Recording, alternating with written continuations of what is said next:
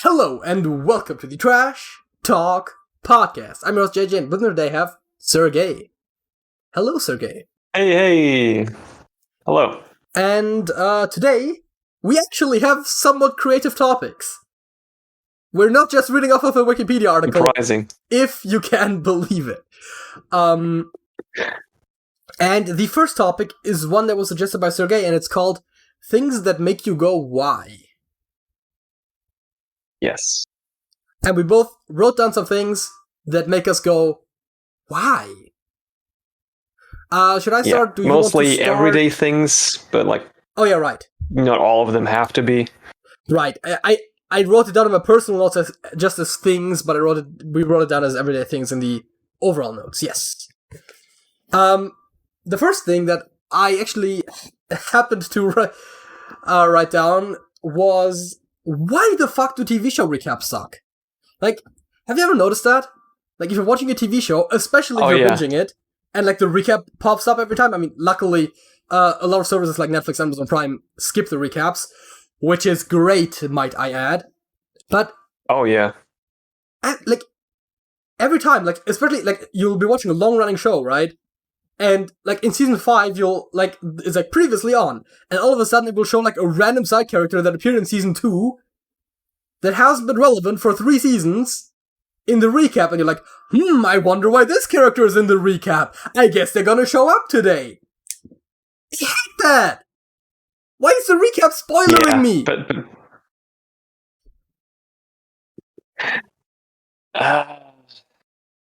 I don't know. Like my experience with them is that they also kind of oftentimes aren't really relevant to the episode.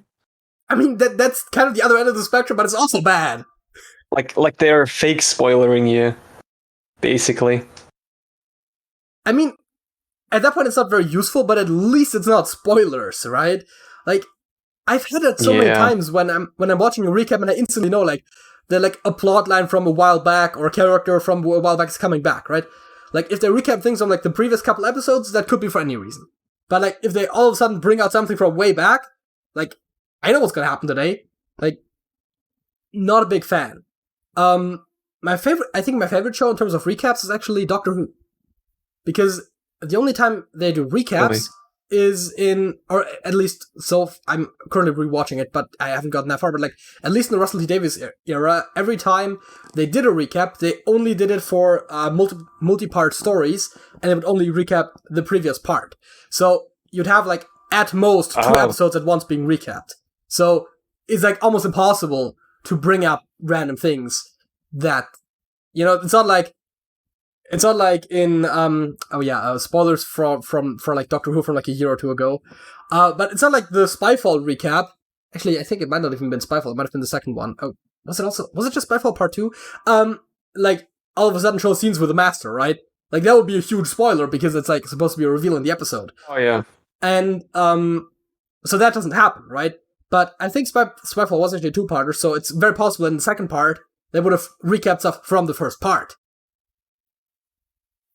Which still usually isn't that necessary, but like that works because you're getting only relevant information. As you said, like it's annoying when it's irrelevant, but it's also not a spoiler that the information is relevant because it's just from like the previous episode. That's a pretty good way to do recaps. Yeah. Though before you said that Doctor Who has recaps, I didn't remember Doctor Who having them. Because, again, first of all, I'm not 100% confident that that stayed throughout the entire show, but at the very least in the first 4 seasons, whenever they have a multi-part story, they have them, but not if they have isolated stories. So, you're gonna have, like, oftentimes you'll have, like, 1 or 2 two-parters in a season. So, thereby also only have, like, 1 or 2 recaps in a season. So, most episodes won't even have one. But I think that's fine. Yep, that's probably the reason why I don't remember them. Oh, on a related note, the next time on segment that some shows have is just categorically a bad idea. Yes. Oh god. And that one Doctor Who is also guilty of.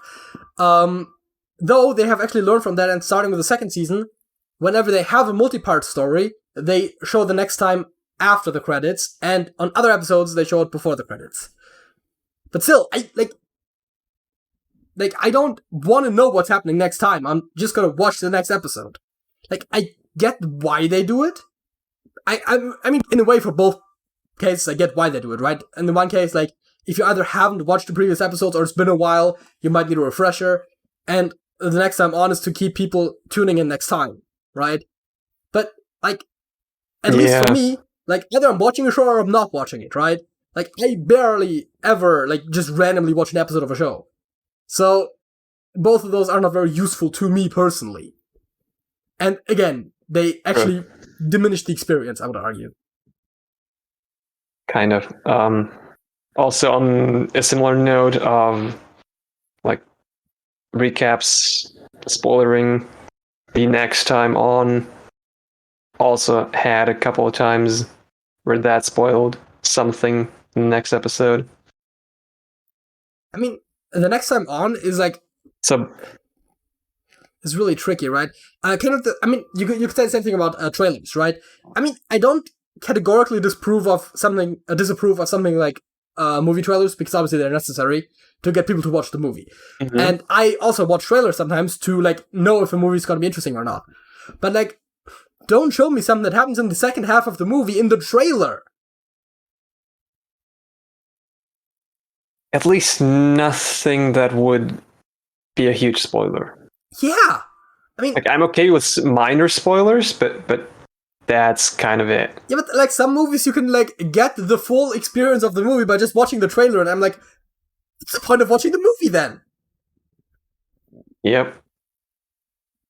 So true. It's kind of the same thing with, like, those comedy movies that have, like, one funny scene, but that scene is also in the trailer.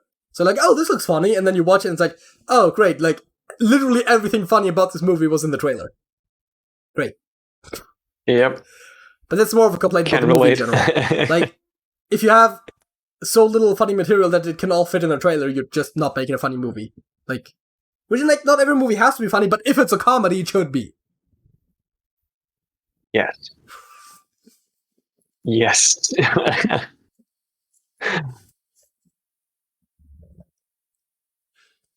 Do you have something else? Should we move on to the next one? Yeah. No, not really. Do you go with the one that you also wrote down, or should I pick one? I don't care one way or the other. Though I believe, have more notes than you, so. Okay. So, why can't doctors give you an accurate appointment time? Like, it never happens. So, there is actually, like, a somewhat solid reason for that, and that is just very hard to predict how long an appointment will take, and thereby, like, if the previous appointment is running long, they can't just, like, kick someone out. And also, in the same case, like, if an emergency were to happen, though with doctors it happens less so than in, like, a hospital or something, like, that could also push you back. Yeah. So, it's partially justified because you don't want to schedule it in a way where you have, like, a half-hour break in between every appointment, just in case, but you also don't want to schedule them, like, immediately back-to-back, so it's tricky. And the worst part is if people start showing up late, and then that pushes everything back. But, yeah. I mean, it is annoying, but I think this one is, like, somewhat unavoidable to some degree, at least. I mean, it can be optimized for sure, but, like, it's not entirely. Yeah. But, like, you shouldn't have to wait, like, 2 hours in the waiting room.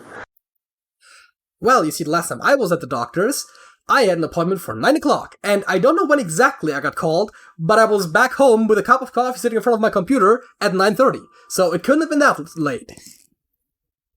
Damn, that's great. Okay, 2 general pieces of advice, right? First of all, always show up at least 10 minutes early. Second of all, bring a book. Oh, yeah. Though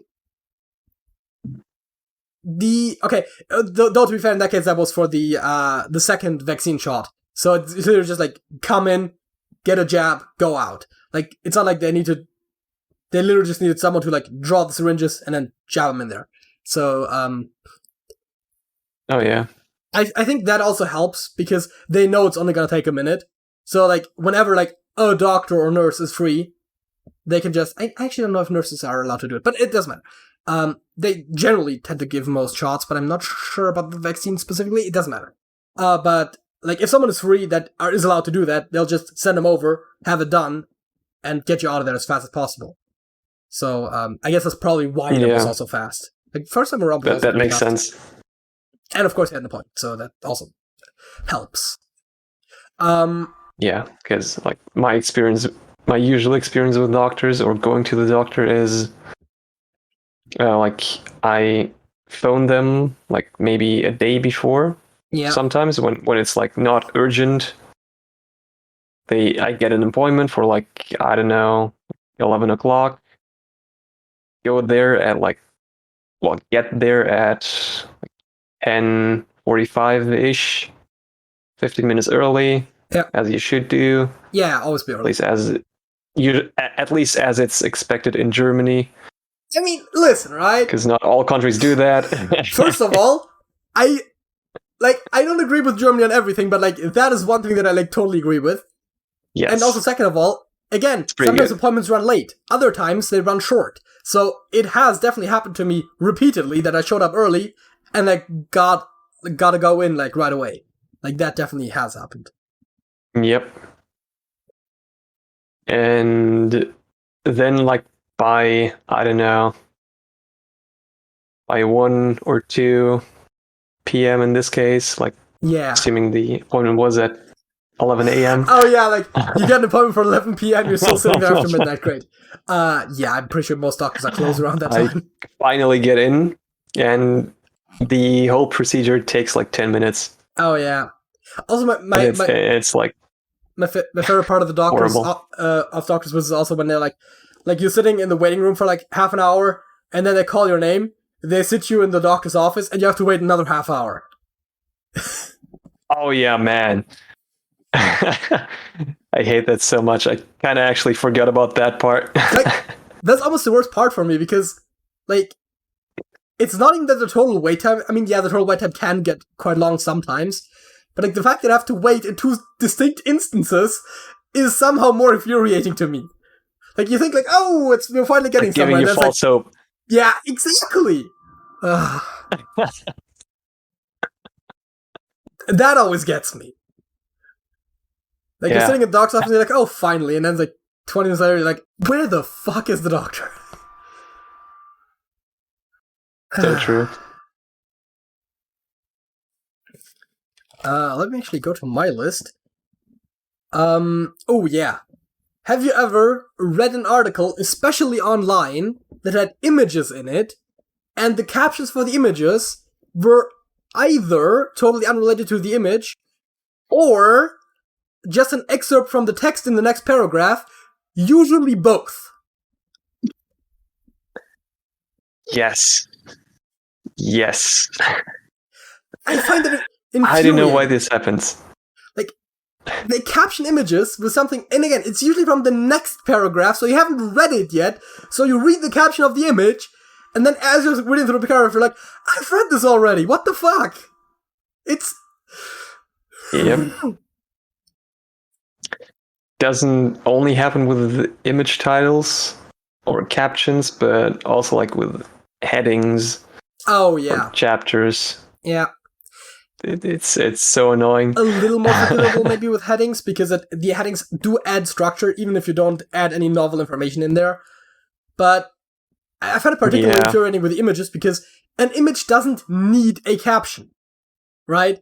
So, like, if you don't have anything to add, just don't caption the image. Yep.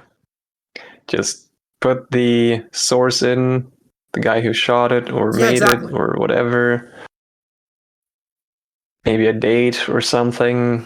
That's it. Yeah. It doesn't have to be anymore. Like, I don't mind images being captioned in general.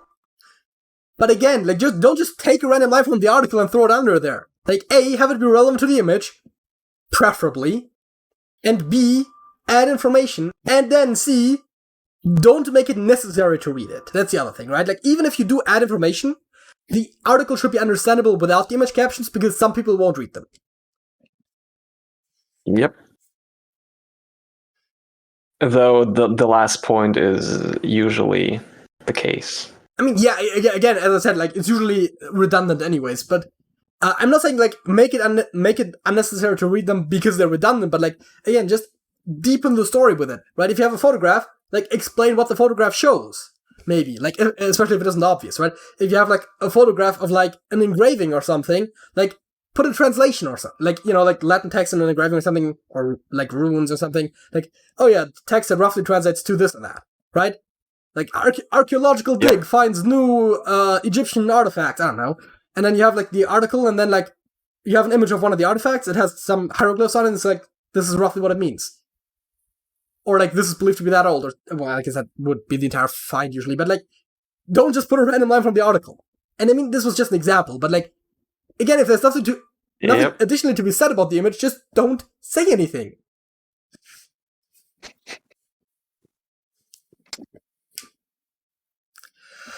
Yeah.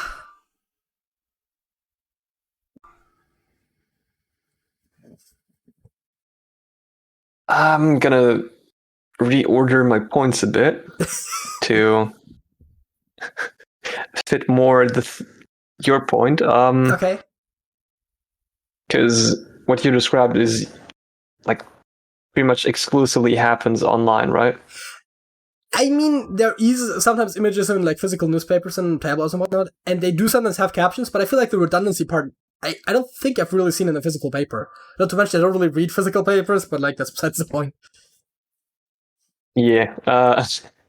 So, related.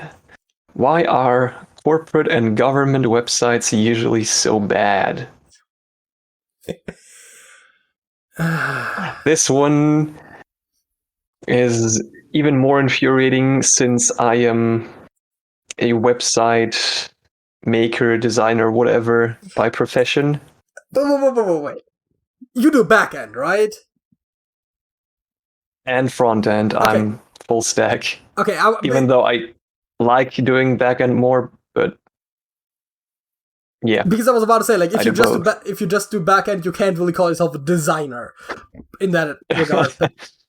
Also, like, I've seen websites you've made. Designer wasn't really the right word. Yeah, I've seen websites you've made for, like, very minor niche purposes that didn't really need to look anything fancy, and they've looked really good usually. I mean, it's probably just, like, basic templates, but, like, the fact that you can do it with basic templates means it shouldn't be that difficult to make your website look good. Yes. I'm stealing your lines. Go ahead. I mean, you've pretty much said everything. I'm sorry. I get excited sometimes. Man, it's okay.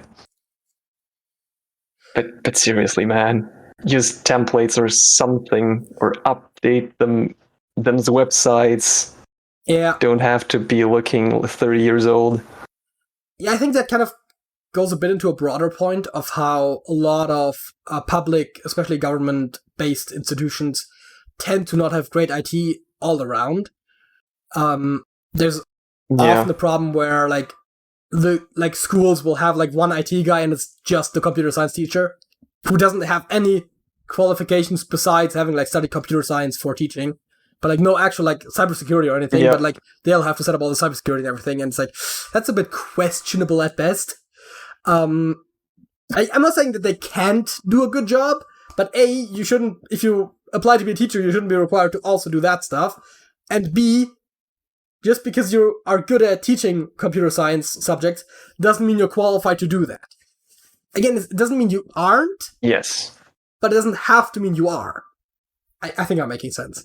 Yep. Also, kind of related to that. Oh wait, you're still. No, sorry. Go ahead. Playing. Okay.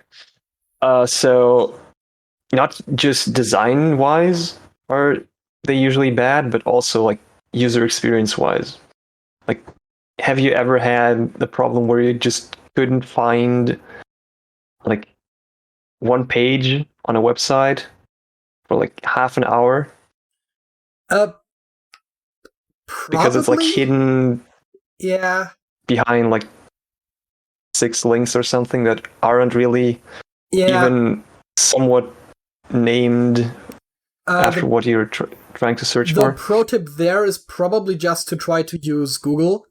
Like, search like the thing, and then with like the site name, and that should then hopefully lead you to finding it. But like, depending on how the site is named, even that might not necessarily do the job. Oh yeah, like that reminds me. After I finished my apprenticeship, since I didn't have a job for like right after after it, I had to register myself or like update my status at the job office, or how are you translate it? Yeah. Agentur für Arbeit. Yeah, something like that. I guess you what you're saying is you applied for unemployment, is what you're saying? Yes. Yeah. Exactly. So I also had received a letter for it saying what I should do before a telephone appointment was to just update my status on their website. Took me like half an hour to find a page where I could do that, because in the letter they did not describe where you can find it. And then the best part is, in the telephone appointment, like the whole reason for it was for the guy to say where to find a page. Oh, great. On their website. Like, seriously? What the fuck? I feel like that's government processes just in general, though. I feel like that's a general problem. Like, I've been to the DMV a couple of times, and it's not very transparent what you're supposed to do when and how. And it's like really difficult to like find like which counter you're supposed to go to, like draw a number here. Then like you get called on, you have to fill out some papers, you have to go back. Like it's a whole mess of a process. And I feel like with a little bit of signage and a little bit of reordering of where everything is, you could make that so much smoother. But anyways. Yes. That does to some degree extend actually to the physical world. When we're talking about website design, one thing that just came to mind is also something that also makes me go, why, is when a perfectly well-functioning website redesigns everything to be more user-friendly and intuitive, and I have no idea how to use it afterwards. Because whenever a website claims to become more intuitive, it always becomes less intuitive to me. Are you taking shots at YouTube? Not specifically necessarily. Like, just in general. I've noticed it happening a couple of times with different websites over the years, and like every single time something claims to be more intuitive after a redesign, it's always harder to use. Now, part of that is because you're used to the old way of it working, and I admit that. But there's also another thing that annoys me sometimes, because I have learned how to use technology, okay? Don't make it more human-friendly. I'm bad at human stuff. I'm good at computer stuff. Like, I swear to God, like, whenever Google, like, improves their search algorithm so that you can just, like, type in sentences and whatnot, every single time it makes it harder for me to find things because I'm, like, used to just typing in the relevant keywords and, like, trying to find it that way. Yep. I'm actually kind of bad at doing it as human language. I'm much better at it and doing it in a computer-friendly way, except that search engines tend to lean more in the human-friendly way more and more, which that one is understandable and makes sense, and that's a me thing. But like, I feel like the websites isn't always a me thing. Yeah. Like they'll one point in particular about websites is that they love making their design sleeker by replacing text with icons, and it makes it more international, and that's a good thing. But if the icons aren't very obvious, that doesn't really help. Bonus points if they don't have tooltips. Yeah, they aren't always like that easy to understand. I know, right? Especially in certain contexts.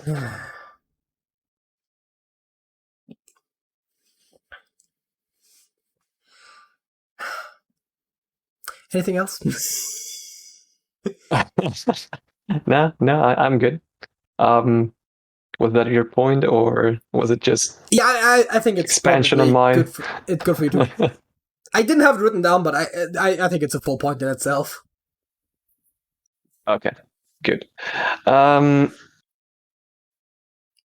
Okay, then. Why does the water temperature seem to be digital whenever you take a shower? Have you noticed that? What do you mean digital? Like if you, like I don't know, like increase the temperature by really a teeny tiny amount on a handle, either does not get warmer at all, or just gets like 5 degrees Celsius warmer at once. Like, why? Okay, I mean, two things. First of all, it usually has a small delay. So, and depending on how far from the boiler you are, that can be quite a long delay sometimes. Which means that, like, you'll turn it slightly warmer, you don't feel a difference, you turn it slightly warmer, you don't feel a difference, you turn it slightly warmer, all of a sudden it's really hot because it finally caught up with you turning it warmer a lot. And yeah, I mean, that was really my main thing. I thought I had a second point about this, but it's mostly that. I don't have a huge problem with it here, like at home, but I have had problems with it at other places as well. So that's definitely it differs from place to place as well. Yeah, I actually kind of forgot that homes have individual boilers. Yeah. I'm kind of used to having central heating units, boilers, like a lot of different houses / apartments. Yeah, that like problem doesn't really matter, or like it's probably not because of that. What I'm trying to say. I mean, I don't know exactly what causes that, but it definitely does vary from place to place a little bit, and I definitely know the problem, but luckily, again, at home I don't usually have that. A problem that I do sometimes encounter is that I know for us, like, I think our water doesn't like to heat up as much if it's already warm. In other words, if you're trying to have hot water in the summer, you have to turn it a lot hotter than if you want to have hot water in any other season. It might partially be because of your perception. Oh. But I think it's also because the boiler doesn't, like, turn on unless there's a certain differential or something. I'm not 100% certain how that works, but I definitely have had that before where it's like, you turn on like the water as you normally would, and it feels like it's colder than the air temperature, and it's like, ugh. Yeah. I like to shower with very hot water, I'll have you know. Yes. Yes, I do too. Okay. I don't have a shower-related one. Which I just now remembered we talked about before this. Well, let's see. What is the most shower-adjacent thing? Okay. So imagine you're standing under a shower, but there's also colorful lighting that switches between different colors in your shower. So obviously now you're taking a gamer shower. In other words, RGB. RGB equals gamer. And I mean, really just RGB in general, but like that association in particular is one that gets me. Yeah. I mean, it's probably the gamer's fault in some part because, like, they do eat it. A lot of them do eat it up. But I am one of those people who just really doesn't like RGB. Like, I have a mouse with like a bunch of RGB on it, and it's all turned off. Right? Like, it's like it has an RGB back here, and I press something. It has RGB back here, and it has RGB up top, and it's like all turned off. There's also a button combination with which I can turn that on. Probably turn off my software. I should probably also turn off all the RGB on my mouse too, because like during the day it's not really noticeable, mostly because I'm looking at the monitor, not at my mouse. And second, like during the night or when it's dark, I'm trying to watch something and don't have my hand on the mouse. Kind of bright enough to blind me a bit. It's kind of annoying. Yeah, it's a 2-for-1. No, but like RGB. First of all, I don't understand the prevalence of it in general, but again, I guess some people like it, and that's fine. But also, the strict association with everything RGB or everything gamer being RGB leads to the fact that it's very hard to find products that are optimized for gamers, or just in general, like even gaming adjacent. Like, for example, finding a mouse with like multiple side buttons that doesn't have RGB is nearly impossible. Now, again, luckily you can usually turn it off, but like if I could buy a mouse that just doesn't have RGB, I would, unless it would be like more expensive. But yeah, like, and then there's like computer components with RGB in them. Okay, I mean, I might be one of the only people that doesn't have a glass side panel on his computer, but also another trend that I don't understand, but that's besides the point. I didn't either. Like, my preferred way for a computer to look is A, innocuous, and B, like, out of sight. Like, I don't put my computer on my table, I put it under my table. Well, I guess technically I have it, like, behind my couch, but that's besides the point. Like, if I was sitting at a table right now, the computer would be under the table. Yep. Same as I do. Like my ideal PC probably just has a case of like from, I don't know, like 20 years ago. Looks really old, but actually has a lot of horsepower. Yeah, I wouldn't necessarily kind of sleeper, basically. Yeah, I wouldn't in car terms, I think. Yeah, I'm pretty sure I've heard it used to describe like PCs as well. But like that's like the idea is the same for me, but not necessarily quite as old school. I mean like, but yeah, like a 5 to 10 year old case sort of a thing, and then like I mean I'm pretty happy with the current case that I have. My main complaint about that case is that the indicator LED on the CD drive is way bright. Just tape it. I mean, yeah.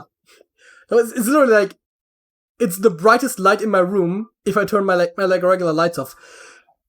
Which is a thing. It's behind Gene, so like it doesn't really annoy me that much because it doesn't actually go to like the front part of the room as easily. But like everything behind Gene is like lit up in like a slight blue hue. It's kind of weird. Yeah, on that note, I also do not understand why some products have like really, really bright LEDs built into them. Mm-hmm. Like, for example, my speakers on my desk, they have an LED indicator that says they're on. Yes. Like, even brighter than the LEDs on my mouse, which already do kind of sort of blind me. And I always have to put something in front of it to block out the light. Yep. It's bad. I mean, but okay, I get actually the idea one thing of the indicator LED, but like, why do they have to be that bright? Yes. One thing though, one computer equipment part device thingy where I do completely understand and support LEDs is the keyboard. Yes, it's bad in so many ways. Wait, let me flex my keyboard. Oh.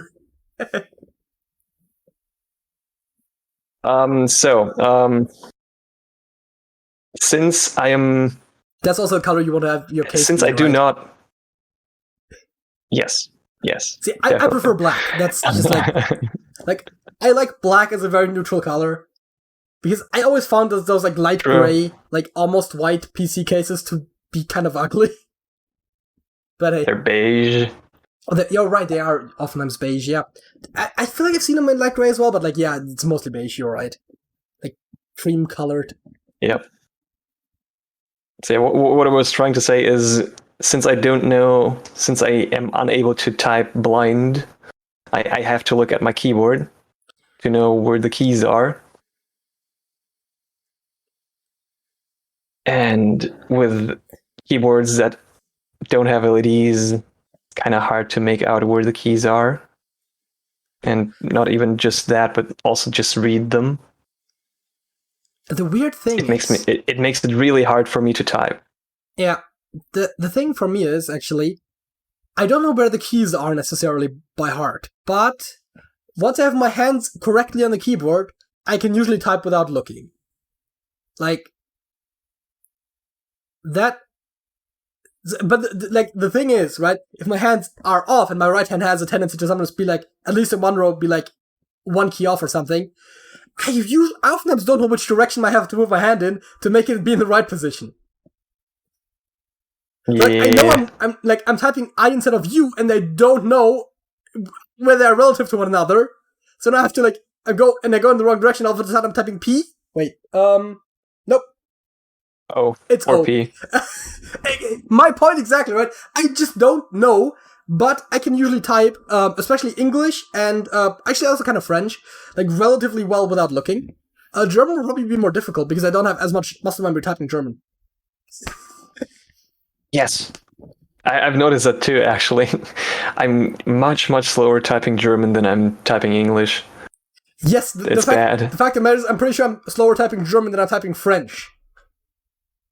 Which, that is wild to me. But the thing is, right, because I've actually practiced French, right? So, typing French phrases and stuff is part of me learning the language. I only type German if I'm communicating with someone in German. And that happens very rarely. Surprisingly so, actually.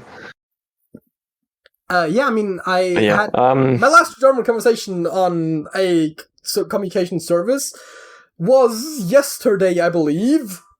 You probably can guess with whom too, because you were also messaged in German yesterday. Was it yesterday? Or was it 2 days ago, actually? What? We were messaged in at least one group, if not two. Oh, that one. Yes. But yeah, I can relate to not knowing the keyboard layout on the right side of the keyboard. Especially on the right side, exactly. Yep. And again, every my hand has a tendency to not settle exactly right. Especially, again, sometimes it's just slightly tilted, I think. And so one row is wrong and the others are right. But then I never know how to adjust my hands. I have to look at the keyboard to adjust my hand, and then I can usually type without looking. Though I'm usually better looking at the keyboard while typing than at the screen. But I can technically, to some degree, do both. Yes, similar to me. Another thing that makes me go, why, is whenever TV shows, and that usually happens with reality TV, when they overdub the original audio, when they just reduce the volume of the original audio and then overdub it in the dub language. Happens a lot in both German and French, when they keep the English audio track. And it's so irritating, especially since I understand both languages. So now I'm trying to listen to both. Yep. And the dubs are usually not even accurate. Yep. They'll get the gist, but they're very poorly translated usually, or very inaccurately translated, to the point where I'm now I want to listen to the original, but I can barely hear it over the dub, which, if I was watching on my own, I could just watch the original version and whatnot, but I would be fine with the dub, but don't give me both! Yep. I usually end up just not understanding anything, because I try to focus on both and end up not focusing on either. Usually happens in Russian, though. I don't think I've really seen German TV dubs that keep the original. Again, it's mostly sort of reality TV type stuff. I know my parents sometimes watch, especially my mom loves to watch the stuff the renovating shows and that sort of stuff, home renovation stuff. Oh, okay. And so they will Fixer Upper and all those sort of shows, and they'll usually have the original English audio track and then German dubbed over it. It's it feels like the English is at half volume or a quarter or something, and the German's at full volume over it. And every time I walk by and I hear it, it's really annoying. And every time I'm actually sitting in the living room while that's happening, I'm also constantly being well, that's not quite what they said. Oh, that translation isn't that good. And I'm just, because I'm listening to both, which does take a lot of focus, and sometimes I miss stuff because of that. As you said, you don't always understand everything. But also, I'm constantly oh, that's not quite what I said. That it's not accurate. It's like just like analyzing the translation, and I generally tend to notice that German translations are usually not very faithful to the original. Yeah. Maybe. I don't know.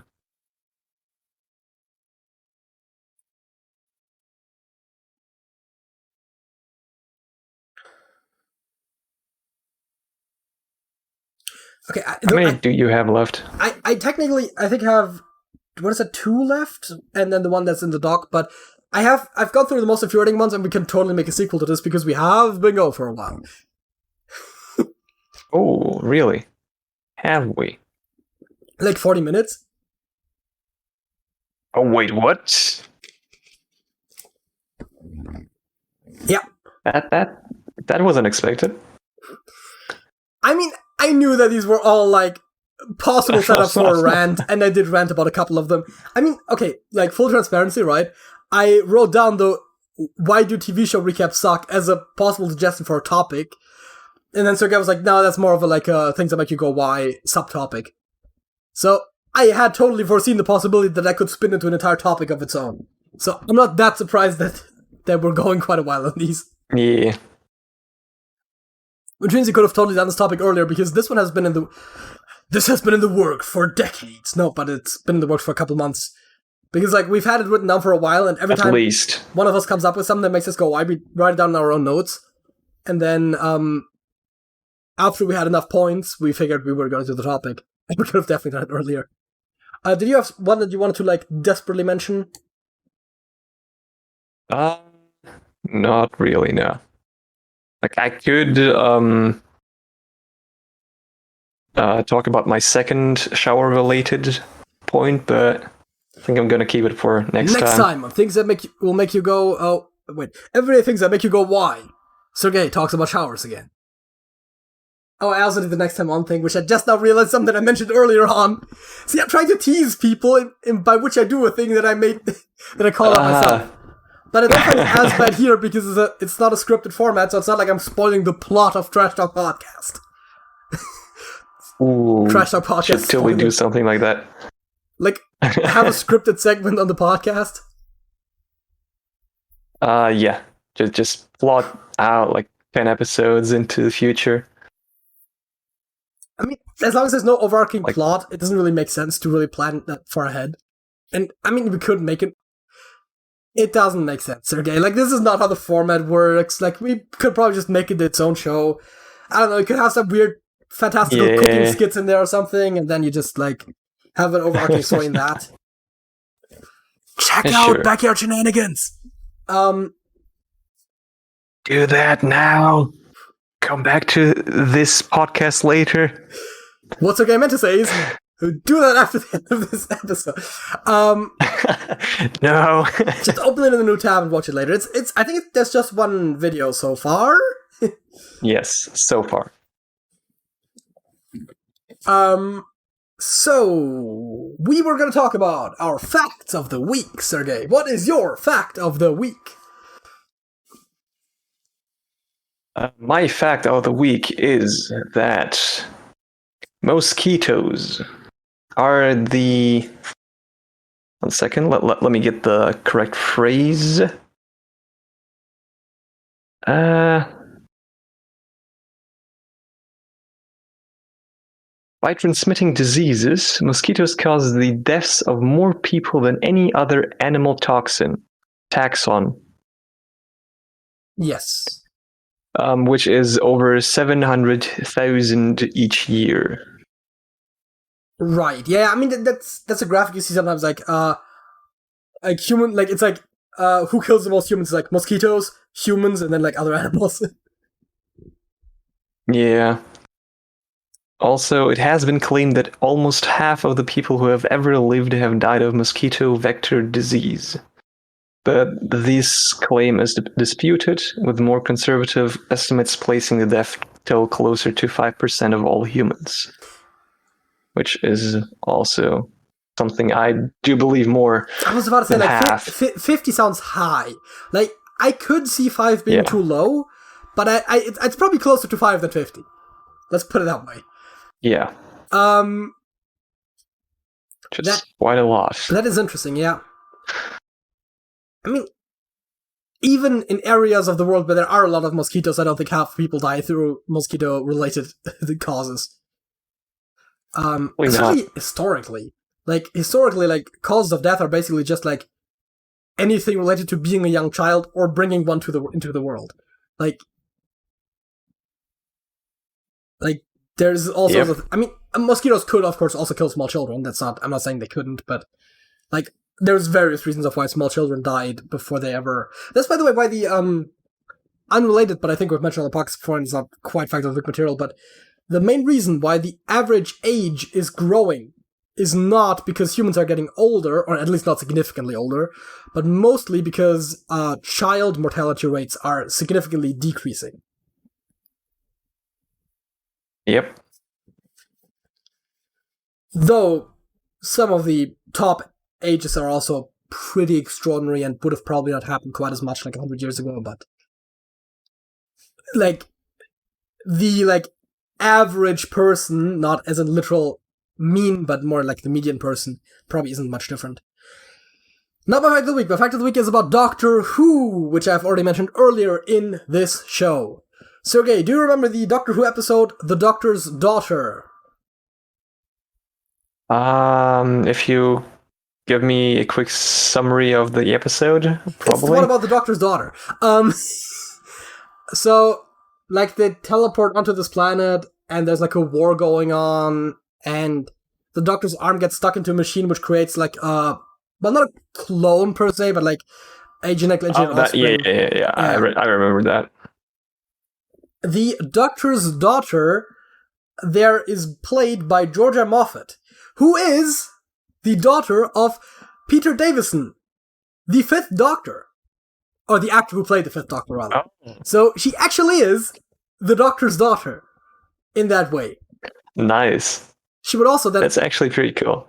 She would also then afterwards go on to be, at the very least, the second woman that was in the show to date David Tennant, the Doctor at the time. And she actually would later go on to marry him and have a child with him. Which, of course, means that, first of all, she's now Georgia Tennant, not Moffat. But second of all, I did it again. I did it every time. But B, their daughter now is kind of both the Doctor's daughter and the Doctor's granddaughter. Just a little auxiliary fact. But I just thought it was interesting that the Doctor's daughter was actually played by the daughter of a previous actor who had played the Doctor. I mean, not that we would have really expected David Tennant to have, an adult child at the time. Yeah. Still pretty cool. Yes! That is pretty cool. And it's also kind of wild that there's, now a family where, in two different generations there's been an actor that played the Doctor, even if they're not directly related to one another. Yeah. I swear to God, at some point, the child of a Doctor is going to also play the Doctor.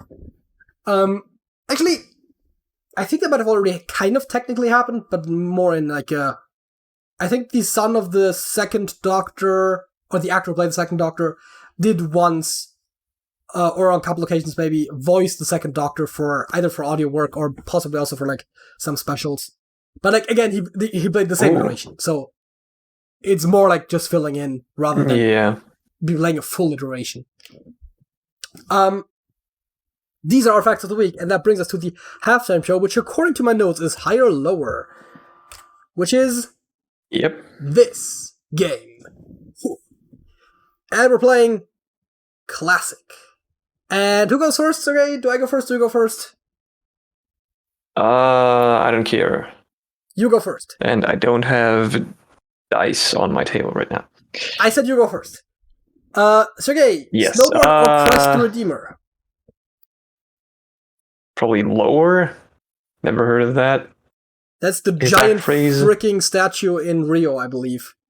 But it was lower. Oh. Crest the Redeemer or Slavery? Probably higher.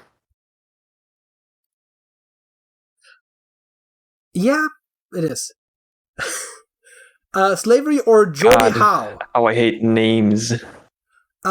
According to his shirt, or jersey, I should say, he appears to be a sports player. I want to say that might be a baseball team, though actually, that doesn't look like a baseball uniform, though.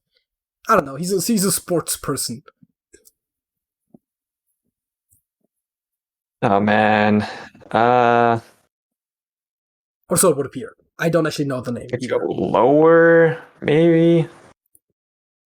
Yes. Yeah. Formula 1. Higher. Depression. Ooh, that is tough.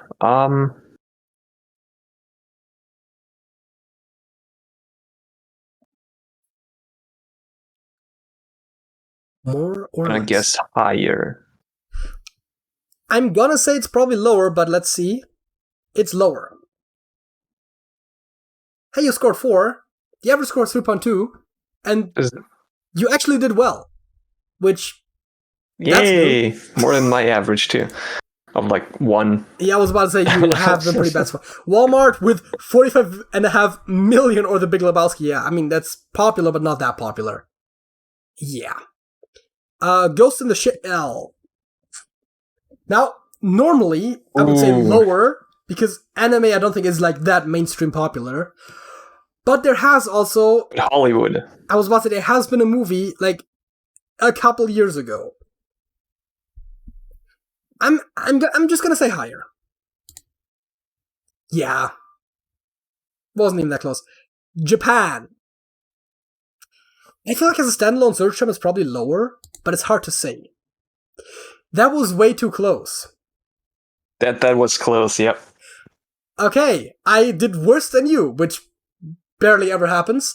It's surprising. Second round, and I think we're only gonna do one more round as well because time. Yeah. Hang gliding or ice hockey? I think ice hockey is way higher. I would think so. Hang gliding.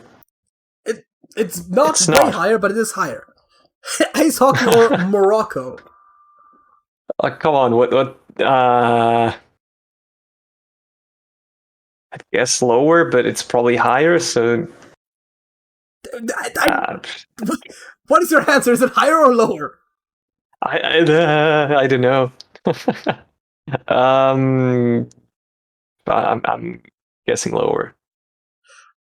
I would probably say higher when you've considered the numbers for Japan. Yeah, I mean, I expected it to be less popular than Japan, but like, it's still a relatively popular travel destination, I believe.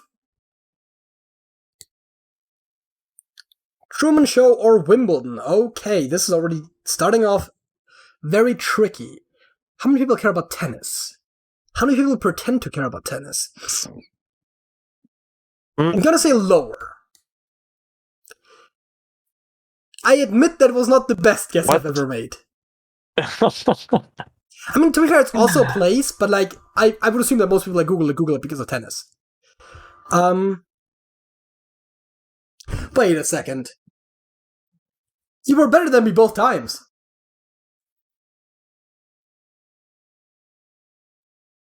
What happened?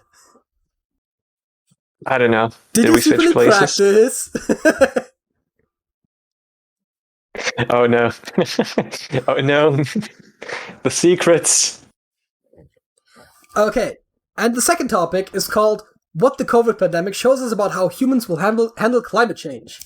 And I feel like Sergey probably has an idea of what the regular take on that is, so I'm going to let you go first. Yeah. Looking at how many people are like not wearing masks and kind of also refusing to do so, even though it's like really, really not that hard and like really, really easy to do, basically, and does not hinder you in any way. Does not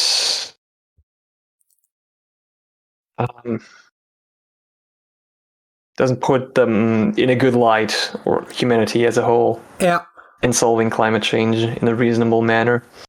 So that is the common take I've seen a couple of times, where people just point out that, like, individuals seem to be more selfish at large than we would have imagined. Thereby, it makes it less likely for us to solve other larger problems, not just the COVID-related issues.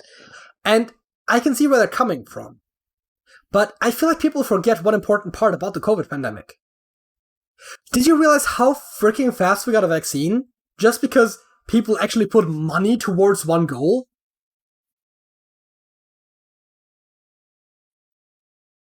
I did not forget that, but it doesn't seem like people are putting money into climate change prevention. That sadly is true, but I find it fascinating how if a large swath of humanity recognize the problem, and scientists actually get funded, how much we can do in a very short period of time.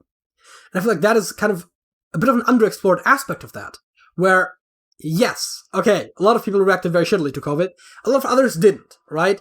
A lot of attention almost gets brought to the selfish people, but there is still, more, I think there were still more reasonable people than selfish ones. That's also one thing that's worth pointing out. At least, I mean, it depends a little bit from country to country, but the selfish idiots are definitely getting over-reported on. Oh, yeah. And also, it's worth noting that a lot of it also shows just how influential certain people are, right? Because there is some very influential, anti-vaxxers, anti-maskers. If those weren't around, and all of the, popular messaging would be pro-vax, then more people would get vaccinated as well. Not everyone necessarily. There's still, some people that are, categorically anti-vax and won't change their mind. But it's also very obvious how sometimes, public imaging also matters. So that, first of all, shows how influenced we can be, which could hopefully be used for good. But again, we also know that there's a lot of the same people that are spreading the anti-mask stuff will also be anti-climate change, or have already been so far. But the fact that science seems to be able to do a lot, if funded properly, is something that to me is very promising. Especially since one of the main reasons why issues like climate change don't really get addressed is because it's more profitable for large businesses to ignore it than to work against it. But as soon as that changes, as soon as climate change starts having tangible impacts on their profits, they'll all of a sudden be very interested in changing climate change. But that, you know what I mean? In helping stop climate change.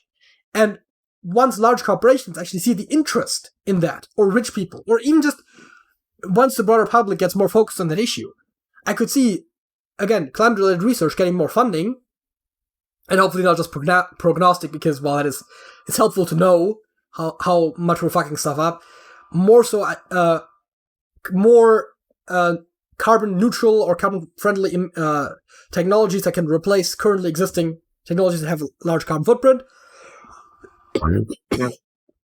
Sorry about that.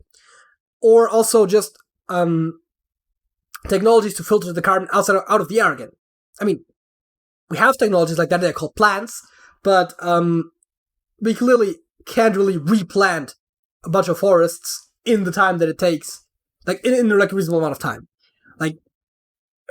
We need some larger effects. And of course, by the way, forests are not the solution. If anything, it's algae. No. They're a lot better at it. Yep. So can we just start feeding, red seaweed to cows? I probably got that slightly wrong, but you get what I'm talking about, right? The thing where, they were feeding something to cows that was, reducing their emissions by, up to 2/3. We talked about this on the podcast before. Oh, okay.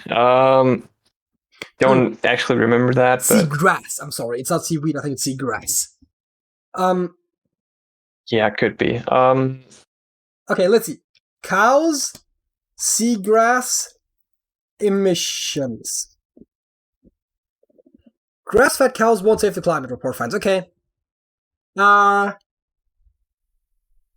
Maybe this is actually outdated, but there used to be articles about this, but again, oftentimes it's also small-scale studies that find something that looks impressive, will get reported on, and then if it's an upcoming study after that disproves it, that barely, has even a low chance of just getting published because, just publication bias, it's a whole thing. Not this topic. But about cows, I've gotten bit more information about that recently, or somewhat recently, probably a couple months ago. But by this point, but apparently cows do actually save us from a lot of carbon emissions by eating wasted food that would otherwise rot and produce even more carbon. Interesting. Dioxide. Yep. There was also another thing that I've heard about animals where they were using them in some places to trample down the land so that it wouldn't absorb as much. There was something where, like, somewhere they were trampling down some stuff to keep something in check so that the surface reflects the light better. I'm not getting enough of that straight. They were trying to not get I don't know. permafrost to unfreeze because it also has like trapped CO2 in it or some other greenhouse gas, and so once the permafrost starts melting, it's just going to accelerate our problems. Which is always great. It's always great when there's compounding effects. Did you know that water is also greenhouse gas? What? So, I think it's water vapor technically, and it's technically not a gas, but water vapor in the air also acts like greenhouse gas, and as the air heats up, it has a higher capacity for having water vapor in it, meaning the warmer it gets, the more water vapor will stay in the air, the more warmer it will get. It's literally another vicious cycle, which is one of the scary things about climate change, because it seems there's so many things that where climate change causes an effect that will increase climate change, which is scary. But again, I still have hope that we can get a lot done by scientific means. It's not to say that we shouldn't try to pay attention to emissions and shouldn't try to already do what we can, because science doesn't do miracles. But I think science could be instrumental in solving the issue that, in a way, created itself. I mean, it's not science itself, but it is the industry that is only possible thanks to our scientific advancements. And a lot of the problem, and a lot of the reasons why a lot of scientific development is so slow, is because areas of science that are not very heavily funded just don't get as much development. That's just how, how our economy works. That's just... So funding for science is a big issue, and I think that the COVID pandemic showed us that if you get funding to the sciences, they can do things that we previously thought not possible. Because vaccine development, like projections were saying, like, we weren't going to have a vaccine by now. People are like, oh yeah, we might get a vaccine earlier than like 2022 and stuff like that. And then and there might have been quicker predictions as well, prognostications. But most people were surprised by how fast it went. And a lot of that is just because there was A, a lot of people working on it, and B, a lot of funding thrown their way. And if we treat climate change in a similar way, where it requires a lot of people to work on it, which in itself requires some funding, and they actually get a lot of funding, then that can really help us also develop technologies that help against those problems. And at this point, it seems unlikely that just like governments and corporations and consumers even will be able to prevent the tipping point just on our own. Like, just from like, we're already barreling straight towards it and reducing emissions like the Paris Accords and all that stuff. It's good efforts, and I'm not saying it's a bad idea to try to still hold on to that. I mean, if anything, we should actually do more than that. But, it's not really looking like government efforts are going to be enough. And so... No. And so... Like, at least not in the form they are now. Yeah. And so I think that one of the few things that could, like, really help change it is just, like, further scientific developments that either reduce existing emissions or just literally undo emissions effectively by just filtering air in some way. And, I mean, of course, one thing that also could happen... actually, I had an interesting thought recently. I think, in a lot of ways, the Fukushima reactor meltdown was one of the worst, one of the events that caused the most damage to our climate. Despite the actual fallout being somewhat minimal, it led to a lot of nuclear programs being shut down, and because that caused there to not be enough energy, a lot of coal plants were then powered up again that were previously shut down.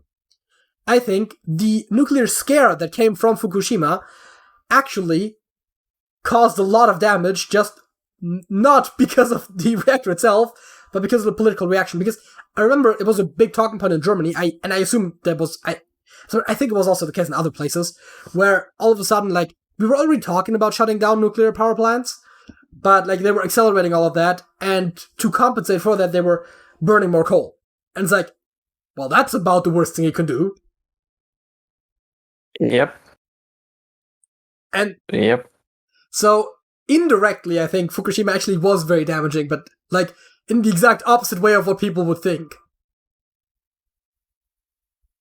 Yeah. And it's like, it's not even like realistic to apply that to nuclear reactors other places, because most people don't build nuclear reactors on fault lines. That's just a very bad idea. Also, just generally, modern nuclear reactors are a lot, like, much safer than they were even 20 years ago. Has it already been 20 years? I don't know. No, that hasn't been 20 years, because I very vividly remember that. No, and that I'm not specifically talking about Fukushima, but in general. I mean, yeah, but I feel like that's like, yes, I'm talking about the Fukushima prefecture, but more specifically, nuclear power plant. Wait, there's two? Huh. There's actually a second nuclear power plant in Fukushima that is currently being decommissioned. Or it's now being decommissioned, it says on Wikipedia. Great. So we actually had two. Incidents the and Fukushima accidents. Daiichi nuclear disaster was a 2011 nuclear accident. March 11th. I love how it's like incidents and accidents, and there's like prior to 2011, nuclear disaster of March 11th, 2011, and after March 2011. Wikipedia never disappoints. Yeah, that's been 10 years. Yep. And it was like a really big deal back then. And the fallout of that, not of the nuclear variety, but of the political variety, I think was very damaging to our carbon footprint as like a species. Yep. Oh, man. That was really my main take on this. I don't know if you have anything to add to that. I know I just ranted for quite a while. Not really. Should go green, not only in nuclear, but also in solar and water. Yeah. And don't blame the cows. They do be actually pretty reasonable with their emissions. There's actually something interesting to be said about blame. I really don't like the whole thing where they're blaming individuals, like the consumers, because like it's not like we can reduce our carbon footprints that much. I mean, we can definitely do better individually as well. But like one person changing their entire lifestyle, even if I managed to have like zero carbon emissions, that would barely change anything.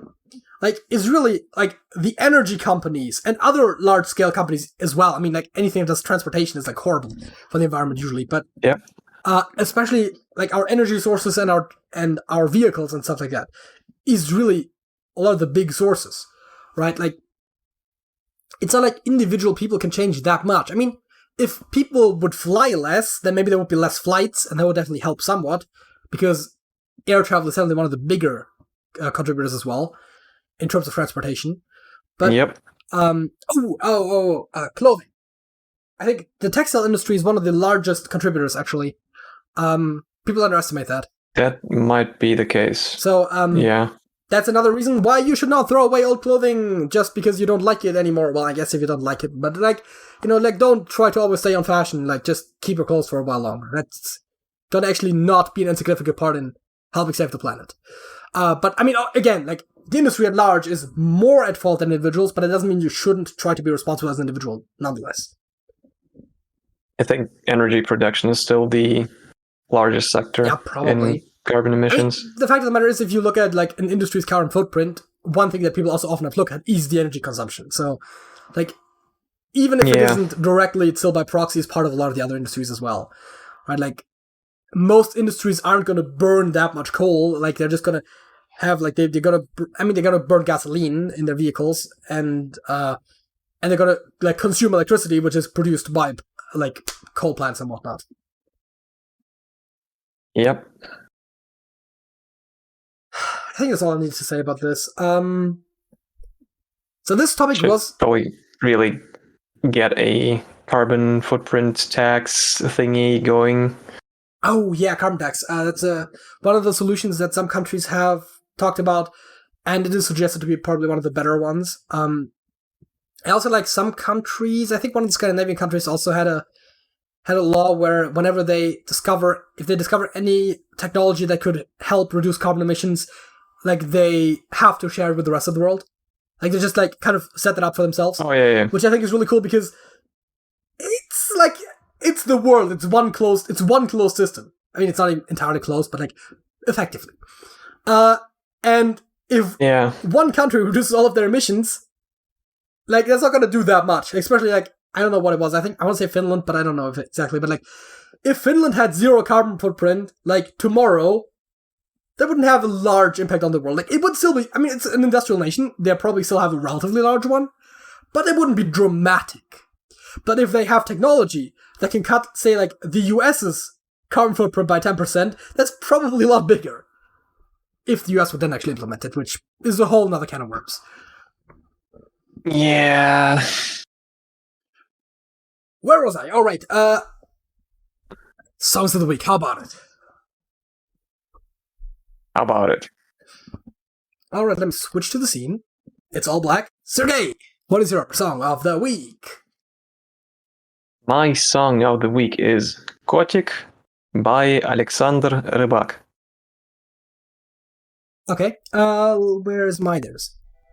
Давно решил, что не влюблюсь я больше никогда. А тут явилась ты, мой котик, котик, котик, котик. Был независим, а сейчас так скучно без тебя. Ты сердце разрываешь, с моей душой играешь. И я не против, пусть смеются люди надо мной. Но стоит только мне уснуть, мой зайчик, зайчик, зайчик. Huh. It doesn't have a lot going on, and I don't understand the lyrics, because that's like the very first 25 seconds or so. It's like literally the beginning of the song. Okay, fair enough. Because like this didn't have a lot going on.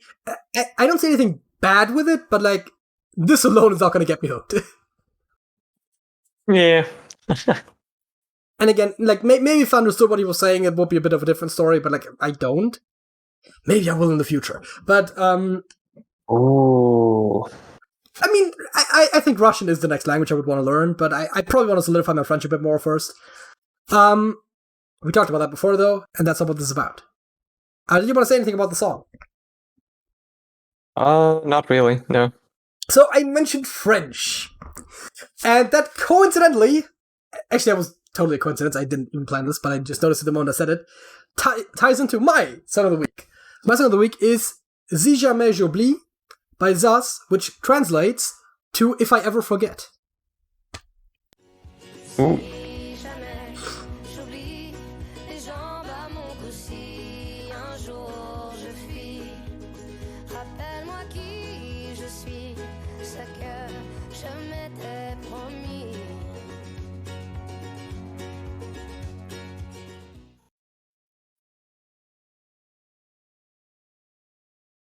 Very nice.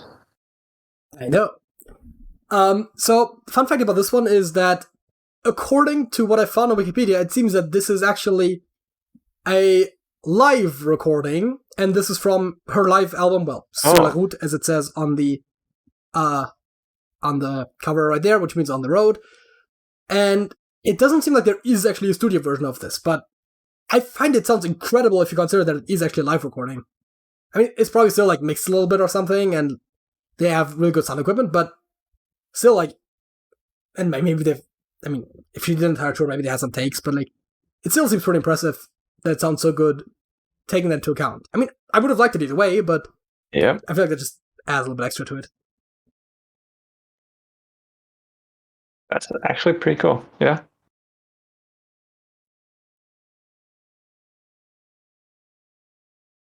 Like, comment, subscribe, join the Discord server.